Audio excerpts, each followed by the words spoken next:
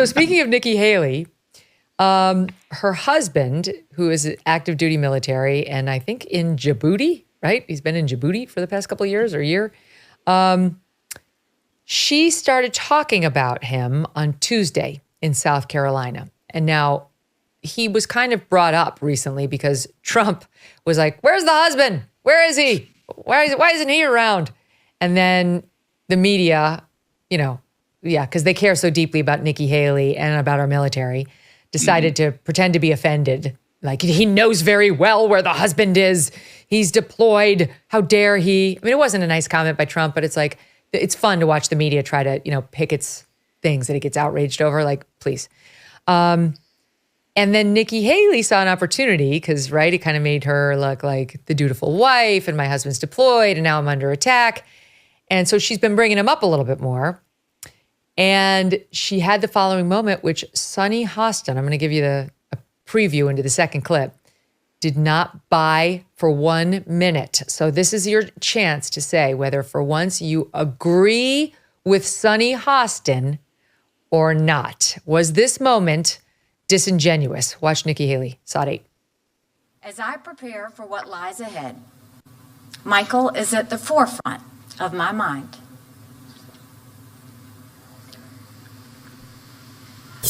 I wish Michael was here today, and I wish our children and I could see him tonight, but we can't. Okay. Here is the reaction over on The View. I didn't feel that it was authentic, and I didn't trust it. Well, I thought it was a real moment because I think what you think, that she misses her husband. I guess I have a dark heart. Yeah, you do. But her approval ratings went up when her husband was attacked and she stood up for him. And so I read into that moment, if I now throw in a little tear, my approval ratings will go up again. It's just Gentlemen? Her approval ratings went up. She's watching Snap polls. She's tracking tracking Nikki's favorables. Noted political operative Sunny Hostin. Who are you kidding? It's happened before. Do you remember Hillary Clinton in New Hampshire? I just really think. Remember? She actually managed to produce not an actual tear, let's be honest, it's Hillary Clinton, but like close. Right. Megyn, I'm just saying, if we're talking about being disingenuous, the idea that Sunny Hostin's getting overnights in her polling from some, like, it's preposterous, okay? It's absolutely preposterous. And I will say this, to just try to contextualize a little bit about that Nikki Haley, and I didn't talk to anyone in this campaign about it, but I've been a part of a lot of campaigns, and you get to a point where you've run ragged, and you're going months on months on the road. You are spending all of your time either on the phone or in front of people. And there are moments where you become more emotional when you think about family and things like that. It's just a part of the process. There's not a single candidate, and I mean that sincerely.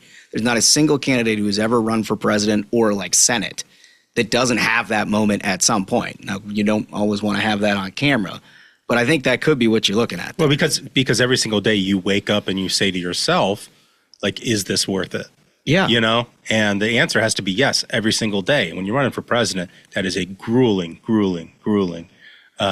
thing to do. So, I mean, I think it's inevitable, you know, being in this race as long as she has, facing the long odds that she is, that we'd probably see something like this. But, like, I mean, who is Sunny Hostin to be commenting on this? I mean, what an ugly thing to say. You know, I like that she owns her dark heart. Yeah, well, no, I appreciate that. She knows herself pretty well because it's clearly true.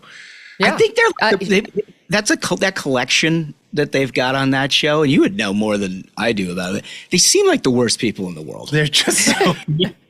Don't they? So interesting you should use that phrase because I have someone else for you to consider. I have somebody else in the running.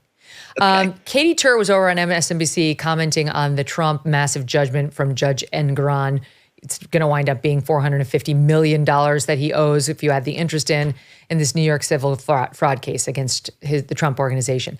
And when the news broke, she was raising some questions about whether this number is fair, whether the verdict is fair, you know, like you might do if you were like a reporter just covering a story. Well, she used to date, a testament to her terrible judgment, at least at one point in her life, Keith Olbermann. and my like God. the complete prick that he is and has always been, he decided to go on his little podcast and react as follows. I got a text from her, 9:14 p.m. on December 11th, 2016. This is called having the receipts. Trump had won, our nightmare had begun, and Katy had gotten a book deal about her experience. Then she switched topics. Quote, want to write this book? I wrote back at 5:32, what? You're not serious. How would that work? That's when she phoned. She was about to give the advance money back to the publisher. I can't write a book. I'm like 50,000 words short, and it's terrible. I'll give you half the money. I'll give you more than half the money. I pointed out to her that I had written or rewritten dozens of her stories for NBC News and MSNBC, and it was not the question of the money. It was a question of what we could get away with. Each time I wrote or rewrote in her name for NBC, it was a fireable offense for her, but one that nobody would ever think to look for, even though there is necessarily an email trail 10 miles long. But a book about Trump in my writing style, not hers, in print, I have a fairly distinct writing style, and I'm not good at hiding it. Somebody would notice. Wow. Such a bastard. Such a bastard. This isn't the first time he's done this to her. He continues to raise this story and other stories that he thinks will reflect badly on Katy Tur, who broke his heart or something, because he is a bitter, bitter man who continues to do this to his ex, who was his live-in love for, I think, a period of years. He's a sick person.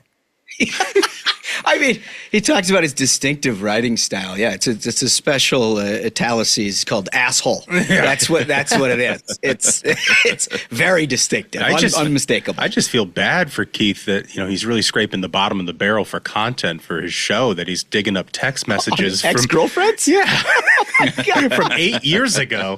Jeez, what a sad little life. And by the way, what did she say that was so awful? Like, let's find out what set him off that he needed to go off on her. Like, let's listen to it. We actually have it cut. Watch.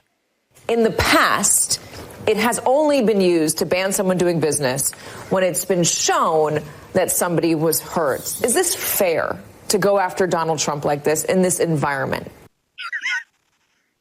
Get out of here. That's what set him off? Just a normal question. Are you kidding me? That's the thing that set him off? No, This is that's a it. disease. I was waiting Yes, right? I was waiting for the two scholars she was asking the question for. I'm sure they were going to exonerate Trump in the next sentence. Let's take another look. Yes, you raise a good point. They jumped out at me too. Can we take another look at that? Control room, could we please just take one more look at that clip? Let's see the In the panelists. past, it has only been used to ban someone doing business when it's been shown that somebody was hurt. Is this fair to go after did you Donald just get Trump him for a like this second? in this Oh, there they are. Yeah. Google Gemini. Show me Don King. You're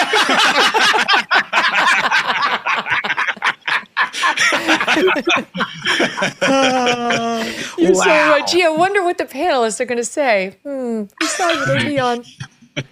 Also, Can you he got believe- fired from MSNBC, right? Like, what a Everywhere.